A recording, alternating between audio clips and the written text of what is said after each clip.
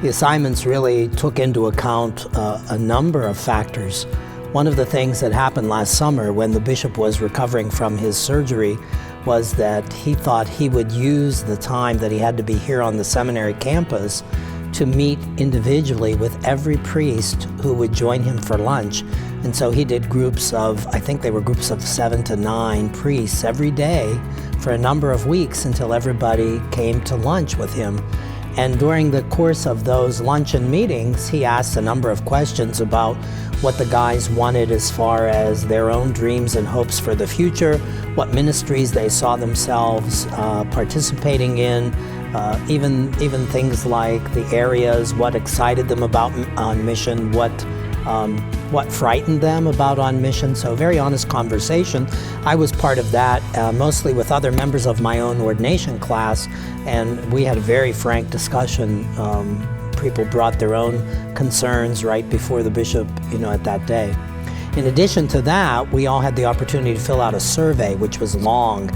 And I remember when I was filling mine out, I'm like, oh my gosh, this is so long and so involved. And why do they want to know this? And why do they want to know that? And it was everything from what area do you think you want to minister in, to what kind of ministry do you think you're called to? Where are your strengths? Where are your talents?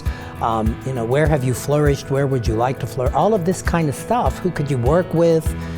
So it really asked all that. And then the third piece of all that were the clergy interviews that happened from September through October. So each one of us got to sit with not only Father Ekman, who's the director of clergy personnel, but 2 members of the clergy personnel board who rotated through those interviews to really record what it is that we were saying in conversation.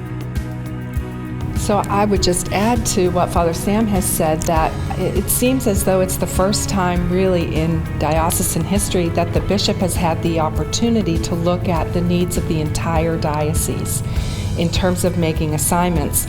And so I think that knowing he had a responsibility to care for all the souls in every place, taking all the valuable input that Father Sam has talked about, Bishop was able to look at the entire picture and try to make a determination of how to really best serve all the people.